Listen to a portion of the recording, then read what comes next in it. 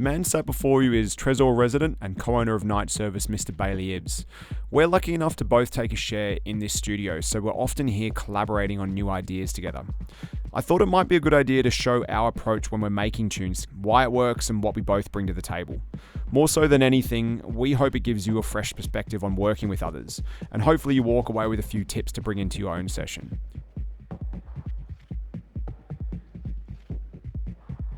So, you're going to start with kick and bass. Yes. This is sort of how we begin our collaborations in any case, but yeah, that's also kind of how I like to start my tracks anyway. Yeah. I like to try and get things kind of sounding as full and I guess like mastered as possible. Yeah.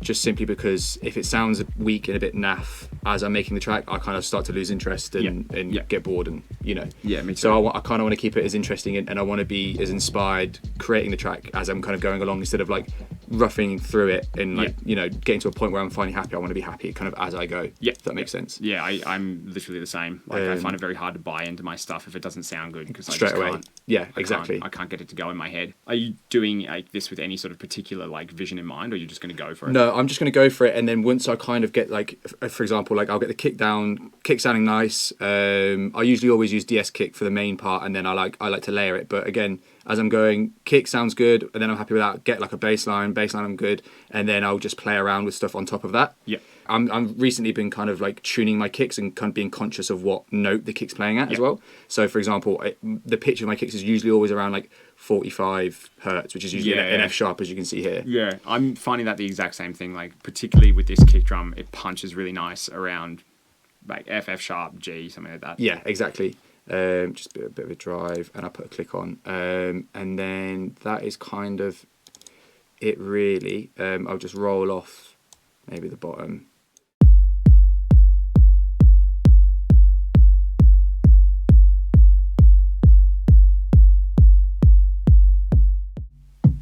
I think that's fine. You go for a pretty big decay. Yeah, I quite like my kicks.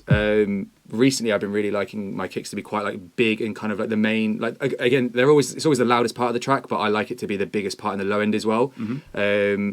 I really like artists kind of like Truncate, Rene Wise, and I feel like their kick drums are always like really big and like fat. Yeah.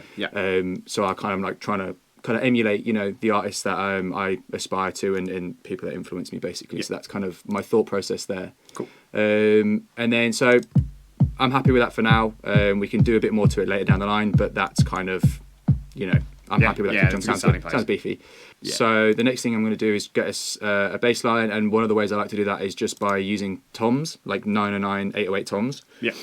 So I would challenge you yeah, to find some weird tom sounds that you might not normally use. Yeah, so I've been recently looking at like really old really old drum machines. So like a 505 is like a lot of times I wouldn't use that, isn't it? Yeah. But I would kind of use again like an 808 for like the bass of like a tom for the bass of the bass, if that makes sense. Yeah. And then I'll use, instead of kind of just using another 808 pitched up as like another note off that bass line, I will then use like a 707 or a 505, which kind of has a bit more of like an acoustic kind of sound to it. So saying that, let's grab one and put it in there. Let's grab an 808. I can always pitch that down, so that's fine. Fine. And then let's go and get a... Ooh, that's sounding really nice. Yeah. Whatever that is. And I'll usually just click through a bunch of samples. Yes. Even that tom analog could be good as like a kick layer or something like that. Like, really nice. I like that as well, that's kind of wild. Cool, so I've got a mixture here of kind of like nice, kind of like soft tones or kind of like pure tones, I guess. Yeah. Stuff with a bit more character. And this one has a kind of more of like a musical note element to it. So you can almost base like an entire track's idea around that sound. Exactly. So what I'm going to do is just I'm going to get this. I'm just going to tune it down a bit. This one is pretty good, to be fair. I'll just tune it down one. That is quite a percussive sound, so I think that's fine. And I'm actually going to leave that now. Right, so I've got the toms here in a rack, and I'm just going to play the kick drum and just kind of click around until I get to a point where I kind of understand or can feel like a groove going on. Yeah. So if I just play the clip, and again, it's literally just kind of clicking randomly until I get kind of a sound that I know or a kind of a groove I like. So it could be something like this. Like instantly that sounds it's a bit cheesy, but the groove is there. It works. There's like lots of different nice textures. Yeah. So there is a groove that I like the sound of, and it's a bit cheesy, but I think it does the job. And we can kind of adjust the sound as we go, but the groove is there, the rhythm's there. So first thing is I'm just going to cut off a bunch of the high end. So I might sometimes use an EQ or a filter for this, but I think for this one I'm going to use an EQ. And what the idea is, because I like the top end of the drums as well, like the high end of the frequencies. I don't want it to just be, dull. Yeah. But what I will do is I will add these back in via kind of distortion or erosion or other means of adding that kind of clickiness or the high end of the tones back in. So I will just kind of cut most of everything here, kind of like so. So you've still got a bit of like the higher bits, like the higher frequencies in. I would also shorten a lot of these sounds as well.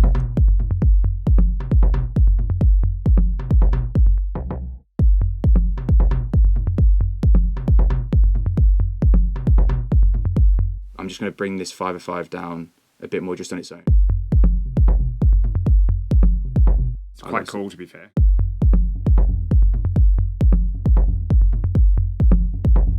It's really nice with all like the different textures. Yeah. So I'm just going to add in some distortion, so an amp. I might even add an overdrive, but like I said before, I want to add a... Where is it? Am I going blind? There it is. Yeah. Absolutely going blind. Yeah. We knew this. I know, staring at the screen for too long. Cool, so let's just see how this sounds. Well, that sounds crazy, so let's bring that down a bit.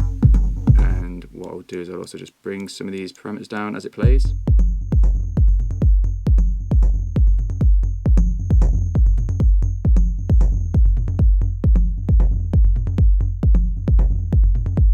So sounds cool. There's some.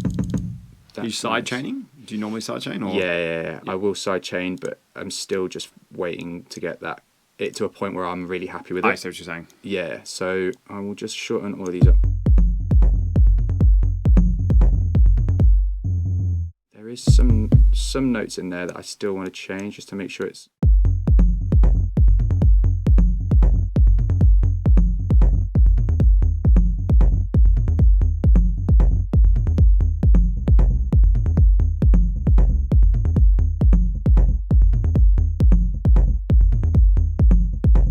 So basically the idea there is, because I've shortened it and there's now more space in the low end, which I'm then going to fill in again with another percussion sound. So sometimes I like to use bongos or congas, but then leave the low end in, so it kind of almost then fills in that low end as well, if that makes sense.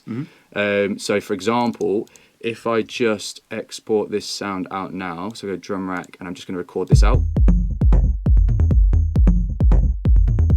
So now you can kind of see these spaces here where there's like, this is where the kick hits, but there's a good, is that 16th there, where there's no space, where it kind of feels maybe a bit empty, another one there, which could either be filled in by having, again, a really long kick, or I can use some other percussion elements, like a bongo or conga, which also still has low-end information to fill that space, but then also having that on a separate channel, so it keeps that high end in, instead of just putting it in this drum rack. So, for example, wrong button. There we go. So if I just add in another drum rack, and I could get, maybe let's just type in a conga.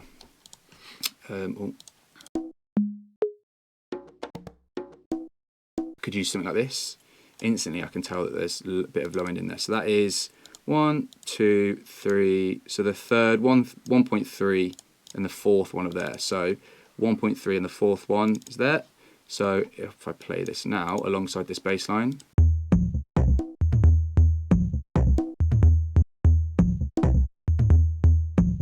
Do you find that like you're always looking to fill spaces, or are you trying to like let some shit breathe as well? I'm always trying to fill the space, but I'm not always trying to fill the same. So for example, in this example, I'm talking about filling the low end. But it's like the low end might be full, but there's always going to be space kind of above that, if that makes sense. So sometimes obviously I will keep the low end quite empty and kind of focus on like where the bass line hits. Yeah. But again, it's kind of like filling the low end, but with something that isn't a bass sound. If that makes sense. Yeah. So it has like bass frequencies in there. It's kind of a bit of a weird way to think about it. I'm just a weird person, but like it's kind of how I think about it. Yeah. Yeah. So you can see if I play this conga, see it's got all this kind of like going on down here. Yeah. So I would also want the kick. The kick kind of takes up most of this low end space. Like I was mentioning before with the big kicks of like some of the artists that I like. The kick, it kind of fills most of the low end, but then the bass is usually kind of around 80 to like 120 hertz. Even more, like even more. 250, yeah. Yeah, but I would not cut it all the way down there. Yeah. That's kind of like the main resonance is like around here. Yeah. But then it's also got information up here. Yeah. Does that make sense? Yeah. Okay. So yeah, so it's kind of like. But then there's also other spaces, kind of like here. Even though there's still sound, it's not like fully kind of like the amplitude isn't that loud. So you can kind of almost then maybe even think about moving it in. Where was that again? Let me just check. So we've got 3, and then you've also got at the start, because this is just like that. So it's basically just a loop. So it's also the very start as well. So it can go like here.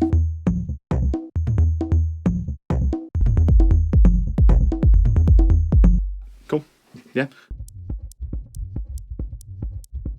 Usually when we're collaborating is when I jump in and start doing some sound designy stuff. But I've always found that when we work together, it's always good because you bring like this sort of, you bring your approach and then I bring my approach, and like it's always worked out really well in the past. But I think like your approach keeps my structure a bit more like dialed in. Okay. Whereas my sort of weirdness or sound designy shit sort of like, I don't know, I like sort of taking what you've done and then just like getting weird with it. Yeah. I actually have no idea what I'm about to do as well. Like I'm just sort of like, Yeah, but that's the kind of thing we never have any expectation. literally none. I just love like fucking with the audio really and just sort of seeing what happens.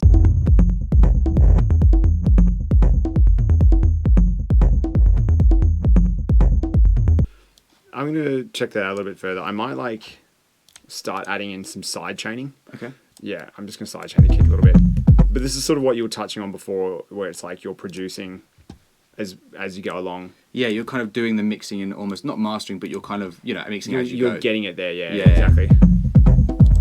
I think it'd be good to mess around with that conga. This thing. On channel 4, because it's a bit cheesy. Yeah, that's what I was thinking as well. Like, I kind of want to destroy it in a way. Yeah. But I'm just thinking about what the best way to destroy it might be. Yeah, I'll always try and like I'll swap out samples and try different things, but once you kind of the grooves down and the idea's there, like then it just becomes experimentation. Exactly. So you kind of I'm doing what I know to do, which is like creating the rhythm. But then besides that, whatever I do next, and I think whatever we both do when we work together is we're just waiting to see what happens. Yeah, exactly. Yeah. I mean, this might turn out to be terrible. Oh yeah.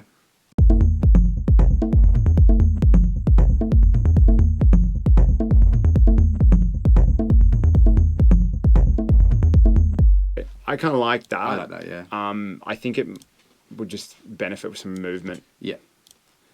So we'll do a bit of this. Maybe not too big on the decay.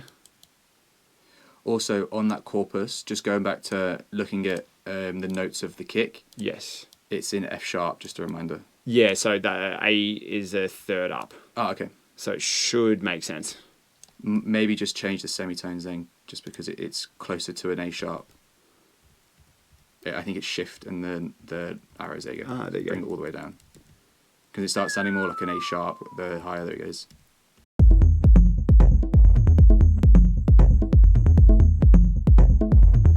Actually, I kind of want this movement to be a bit stranger, so I'm going to put them on different timing.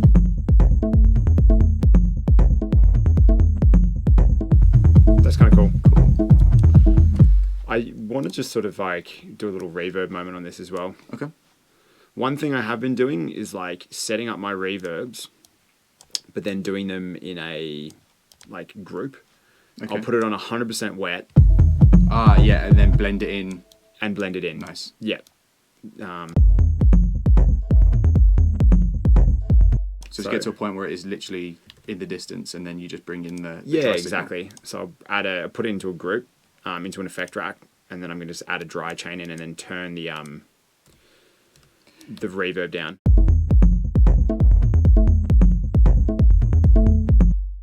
Now, there's something that I wanted to do real quick, which was like open back up your original set of drums here. I'm actually going to take off the erosion because we've already recorded that out. I kind of like this, so I'm wondering how can I possibly use it.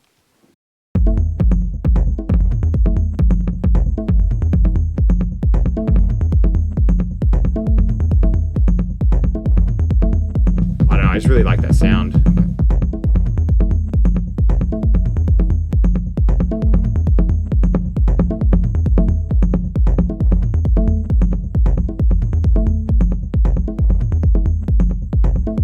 Just putting it down into the mix, but I'm also like taking out some of the low end here just to like take the subs out because I just don't want it really interacting with all the other shit that we got going on. Okay. I might just like slap a fucking echo on it. Pardon my language. So rude. Just to, I don't know, just play around and give it some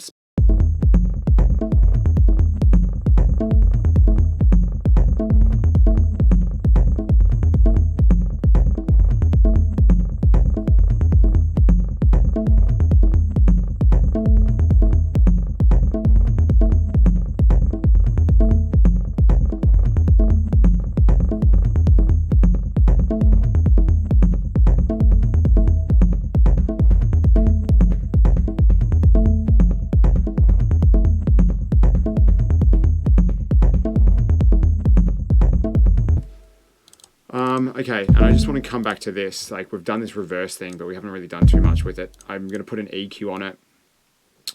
I've been trying to like keep my EQs and shit like so simple. Okay. And trying to like think about what the effect might be on the rest of the track. And it's like stuff, it's like really fundamental stuff. Okay. It's stuff that you know and stuff that a lot of people probably know, which is just, I'm clearing out that space. Like, I'm trying to clear out maybe 100, 150 hertz or below, something like that. Mm-hmm.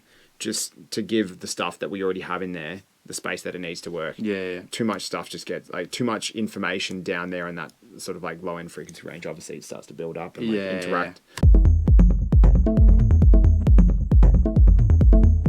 Volume quite low, but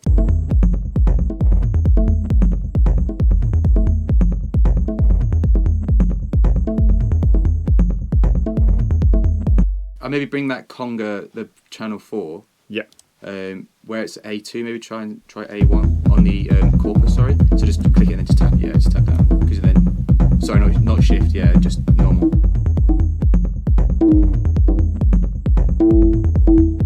It's a bit of a dark, it's like kind of just going for a bit, isn't it? I feel like when it's a really high note, it kind of sounds a bit cheesy. Yeah, okay. To even play on that, to play on that further, I might add a shifter in just sort of to see what it's saying if we like start to like pitch it in a strange way, like maybe down by a fifth. Yeah, also, but I was going to say bring that window down. Bring that window well down so it's not as janky, and then dry wet. Actually, I'll do a little trick again. Okay.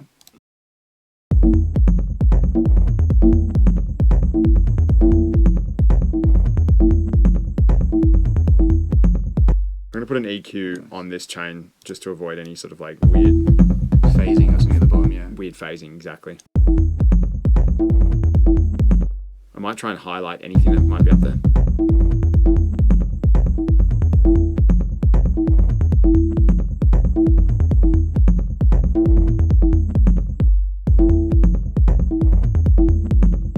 I'm going to add another reverb in because, I don't know, I want to see what it sounds like with something really... with a really long decay, is what I'm trying to say.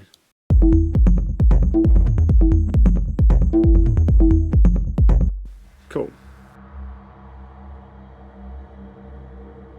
Cool. So, I think at the start this was sounding pretty cheesy, but again, after you touched up on it, I really like how that sounds. This happens though, all the time. With, not just with us, but I'm in my own personal experience when I'm producing. there will be a point where you might not be into the idea from the very get-go, but I'm always like trying to maintain the course and stick with it. And what I mean by that is I know that eventually I'll get it to a point where it starts to get really interesting. Yeah. And I've always found that when we've been making stuff in here, that always happens. Like there'll be that point where it's like, okay, we both just agree that stuff started sounding really interesting. Yeah, 100%. And like what we said earlier is like, we never have expectation of like, okay, I want to make a track like this person, or I want to do this thing that I saw this person do. It's always just like, let's just do some stupid stuff and just put effects on like in places that makes no sense, and just try and think about new ways of just making sounds sound really like wacky and weird and stuff that people will be like, why are you doing this? But then it always comes out in a weird way of like, this sounds pretty cool. Yeah. I think it's just expectation, right? It's just like we'll make a track and not expect anything and not be like, oh, I want it to be like a peak time track, or I really like how this artist has this sound, let's create something like that. It's literally just like whatever. Yeah, exactly. Yeah. And it comes out, and I think in the end, sometimes it comes out and it doesn't sound like anything either of us would do on our own, but like I actually quite like that. Like exactly. when I remember when we did that track on for Casual Treatment, and I got home and I listened to it on SoundCloud on the way home, and I was like, this does not sound like me at all. Sick. Like, that's wicked. That was perfect. That's exactly what I want. Like I want something that people are going to go, that doesn't sound like Bailey before, and it's like, oh yeah, exactly. It's kind of like this is something completely different. Exactly, and I was thinking the same thing because the structure of it was something that I would probably not normally do. Yeah. But then, you were there to guide that. It was just like keep it more club focused or something like that. Yeah. It worked out really well. Yeah, 100%. Yeah. So as we were talking there, I've just dragged a 909 clap in, made it 2 bars long, and I've just reversed it. What does that sound like? Let's have a listen. Just going to make it complex there, and then just.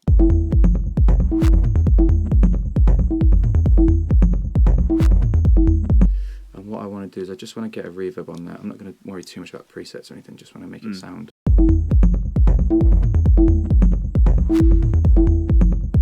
Something like that. I think it sounds cool. Yeah. So I'm just going to add an amp in and just try and boost those sounds, make it sound a bit more crunchy. Cool. I think I've got an idea for like a melody somewhere in there. Okay. Let me just add. Do your thing. I just want to add a shaker or a drum in, just to kind of complete the rhythm. Yeah. Because I always like to create my rhythms without like any hi-hats in, and then I always feel like hi-hats, that's like the thing that gels everything together. Yeah. So like recently I've been making tracks where the first 16 or 32 bars, there's no like hi-hat, or maybe there's a little shaker in the background, but then after the 32 bars and that hat kicks in, it starts to feel like, oh, okay, here we go. Now we're like fully going. Do you know what I mean? Does that make sense? Yeah, absolutely. Instead of having like a kick and a hat in from the very start, it's kind of like it's trying to create more of a journey, but using less things to create. I think that's like pretty fair, because something like a hi-hat or whatever, as you're saying, it really drives the sort of the energy and it glues the whole thing together. But it's so simple to do. Yeah, exactly. It's better to get the rest of the idea down rather than it be reliant on like a hi-hat or something. Exactly. So I'm just going to bring this in. Just.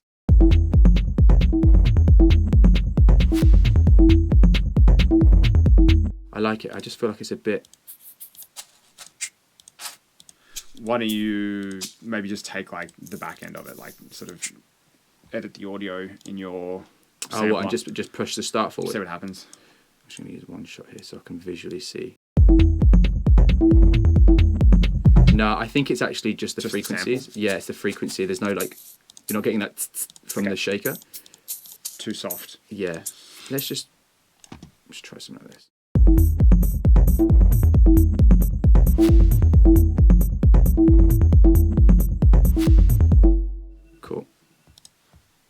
Cool, yeah.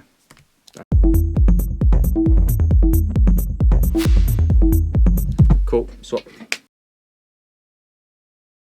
I have an idea in my head for a melody, I think. I'm just going to try and get it out and just sort of see what happens. Like, I kind of want it to be a bit like dark and mysterious. Yeah. So I'm thinking I need the Hungarian minor scale. Perfect. F sharp?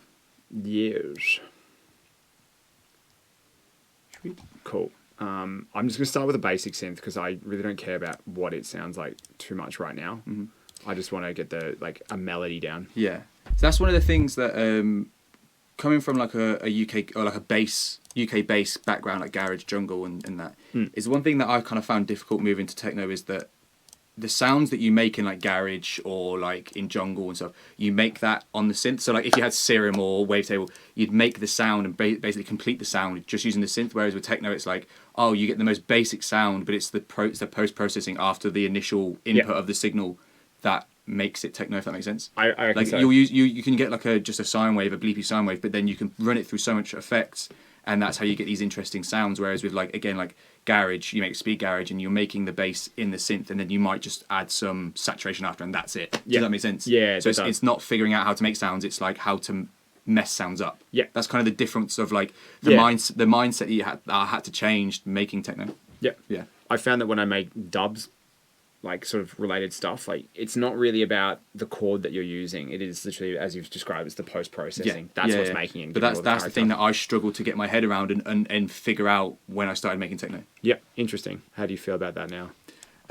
That's actually way more fun than trying to make a sound in a synth. Is literally just like, let's put this on and then like bring in the dry signal and like do parallel processing on like on a shifter, or on a resonator, and be like just doing stupid stuff. Yeah. It's like literally like, how can you make the most stupid sound ever? Oh, and then you do it and you're like, oh wait, actually that sounds pretty sick. Let's record that. Well, that's like that tune we made, Rambling Man. Yeah. Literally like just talking crap into a mic and then it was just nonsense, doing, man. Yeah. But it worked out so well. Yeah, really sick. Yeah. Maybe we got to fucking put up like a little clip of that. I don't think it sounds like this.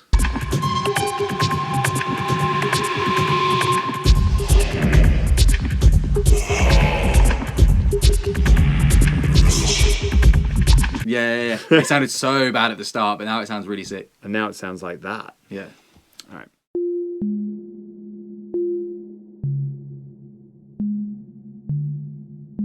Bit emotional. I've just kind of been wanting a little bit of emotion. Going through a tough time. I'm an emotional guy, man. I gotta let it out to you. Let's see what that sounds like, though.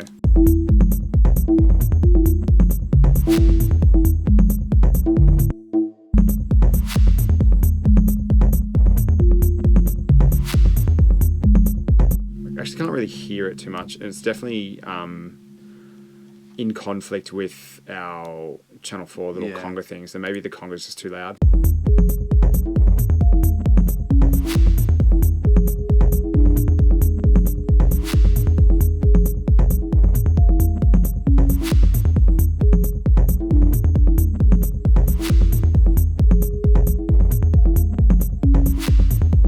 Maybe we should make it a polyrhythm, because I feel like that conga, that can be the thing that kind of like roots. Obviously, with like polyrhythms, it can kind of get a bit too much, like out of time. I don't really know the right way to say it, but out of time. Whereas like you need that one sound that roots it all back to the start. Yeah. And I feel like the conga can be the thing that's, 4/4. That's the thing that kind of keeps it that feel of the timing. But this is kind of wacky and all over the place. If that makes sense. Cool. Does that make sense? Yeah, absolutely. Didn't speak very good English though. What I might do then to our sequencer is I'll change the steps to polyrhythms. Okay. And I'll change the direction as well of like both the notes and the gate. Okay. So it's going forwards and backwards. So it's sort of like really long. Yeah. And I've added in like a second. I've grouped into a MIDI effect rack the sequencer, which is the MDD snake. Yes. Yeah. And then I've just changed the settings a little bit again. Sort of in keeping with this idea of the more loopy sort of thing that we want to go for. So that second one is playing slower as well? Yeah, much slower. Cool. Yeah. So let's just see what this sounds like. I might chuck in an amp just to see what it does to this sine wave.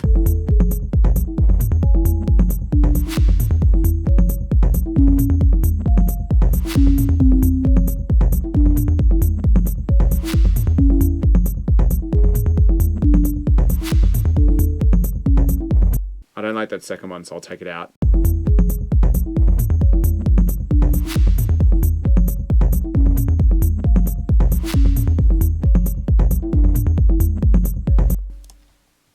you want to have a crack at this? Yeah. Cool. So you've probably noticed that we're swapping seats fairly often. it's just more like someone's taking the driver's seat. Yeah. Since our last little break, I think we both agreed that we don't actually like this synth line too much. Like, it sort of might be down the right path, but for me, it's a bit too basic, and it's like, it's not, for me, it's just whatever. Yeah, okay. And we need more than whatever. But usually when we find ourselves in this sort of position, I've always found it very helpful to just hand it over to the other person. Yeah. Because then you're less attached to it, so then you just start doing all sorts of crazy shit, destroy the sound, but and then it's also helpful that we've got like a friendship.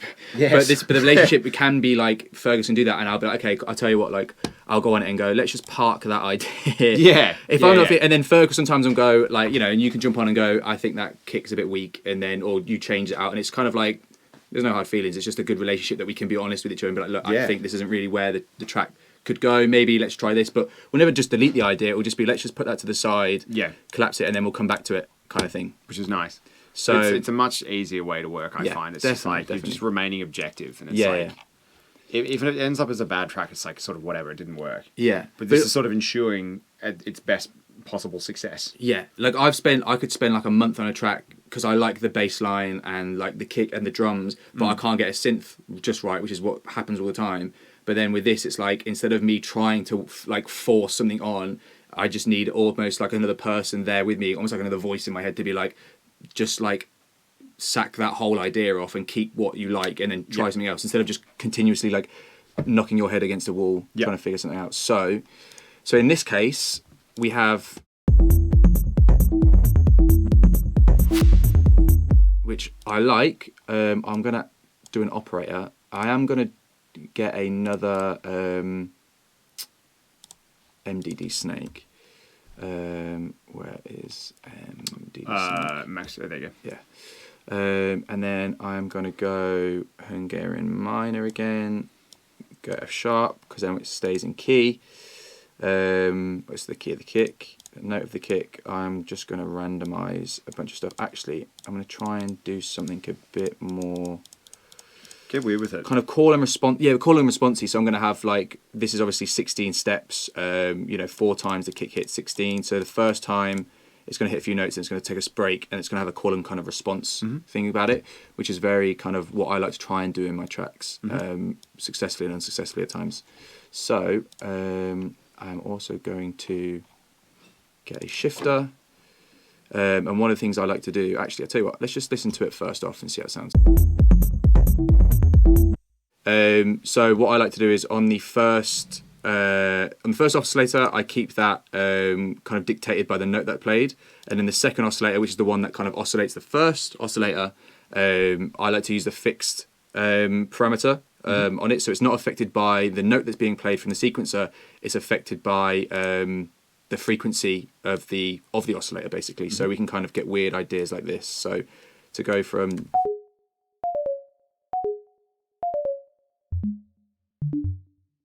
and once I start bringing it up,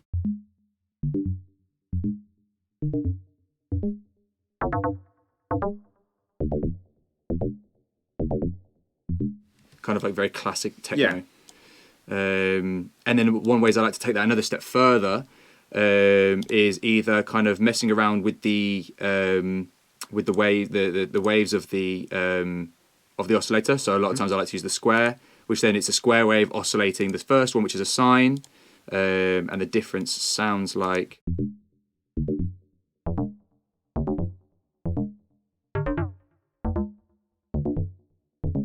Again, then to take that another step further is shifter. I like to use the frequency setting a lot, just because I don't really know much about musicality and notes and scales and stuff. Hence why I'm just kind of sticking everything in F sharp. But I always find it more interesting when you can use the frequencies to kind of like specifically change things instead of kind of changing them a step down or semitones and stuff. Kind of fine tuning stuff. And a lot of the times, kind of pushing up around 70 hertz and bringing back the dry wet gives you this kind of like, again, another kind of FM kind of sound. Again, my explanation isn't great, but you'll hear the kind of the difference. So and then if I bring this back to 50% and I'll show you the difference. It's very subtle, but it's like it's this added depth. Yeah, so if I go back to the sine wave, you might be able to hear it a bit more.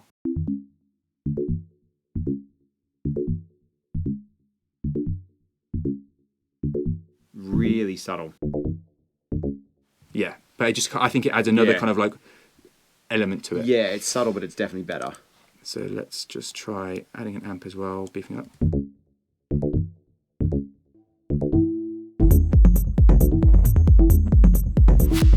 So let's now also be conscious of when this hits. So it's the first beat and the second one, and then the third and the fourth. So what I can do now is look at this and go the first beat, the second one, which is this one, so take that out, and the third and the last one there. So maybe we can rearrange some of these notes so it fits around this other melodic sound that we've got.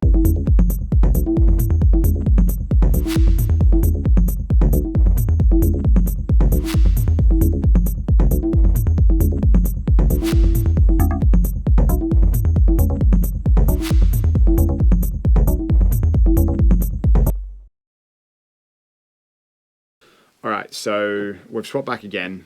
I had this idea really quick, which is just to like group everything we've got so far and then just start fucking with the sound and like doing weird stuff and then trying to find something to resample to add back in. I've found that's like always like been quite helpful just to sort of make things quite interesting. I actually pulled this random grain delay setting up before, so it sounds like this.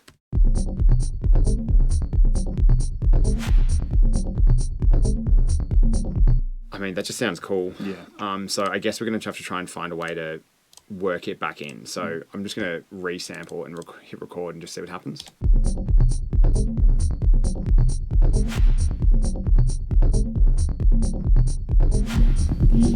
That sounds pretty sick. Yeah, it does sound pretty cool.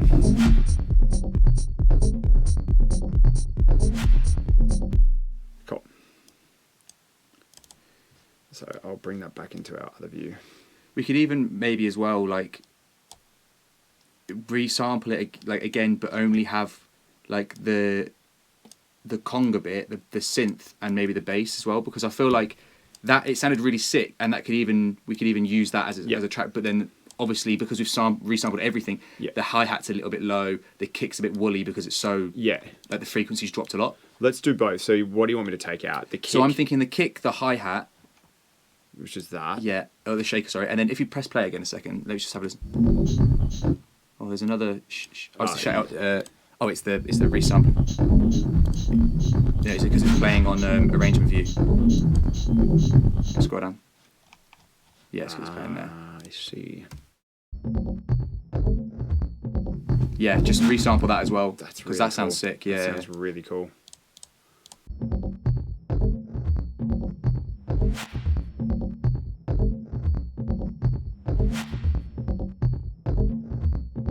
Yeah. Cool. And that way, if we try and like put the kick back in, it's not going to fight with a lower kind of. Not going to be any phasing or something like that. Usually, I would be interested to see what both sound like. But let's sort of. I'm just going to do a quick mix in of it.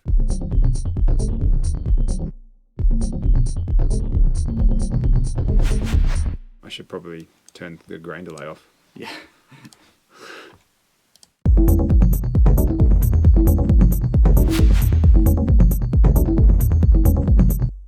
Definitely needs a mix. And there is some weird. I guess it's like become quite dissonant now in terms of its sound. Like it's sort of out of key because it was pitched down. Yeah, you pitched it down via yeah. Yeah, exactly. Like 6 and a bit. So okay, yeah, we can figure that out.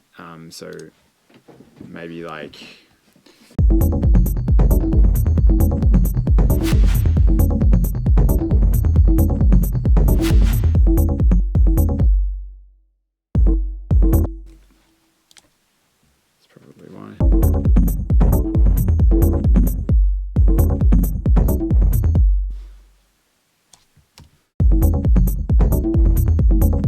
So I put the side chaining on it, on our resample, and I'm going to EQ it as well.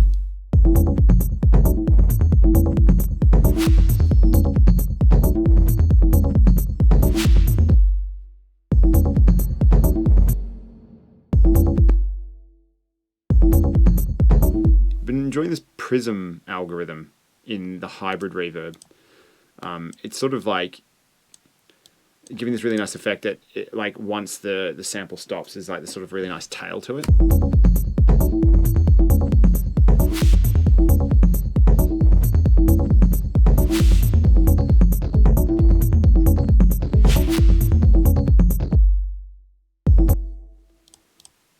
Gonna try and like reduce the length of the transient. Yeah, just to sort of see if it fits in a bit better.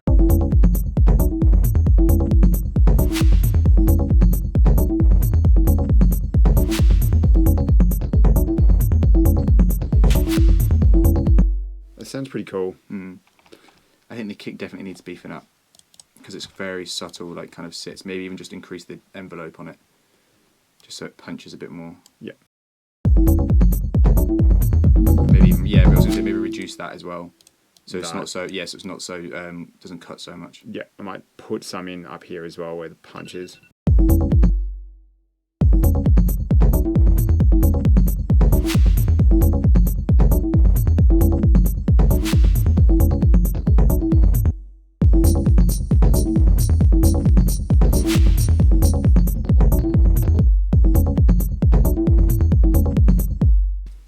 Cool. So I hope you took something away from that session, not just about how to collaborate with people, but a couple of other technical bits here and there as well. Just touching on the whole idea of collaboration, I've really learned in my time since coming to London on how to collaborate with people. Really, it's taught me how to be a good communicator. Really, it's about what you like and what you don't like. I think you shouldn't be afraid of expressing that to whoever's in the room, because really what you're doing is trying to just ensure the best possible result for the music that you are trying to create. It's not about trying to upset someone's feelings or anything like that, but it is just about clear communication. Not only is that good for you personally, but it's the best way to try and work with other people. And I've really appreciated being able to do that in this very room with a number of different artists. And I think it's just not only making me a better person, but it's making me make better music. So I hope you really enjoyed this session, and we'll see you next time. Cheers.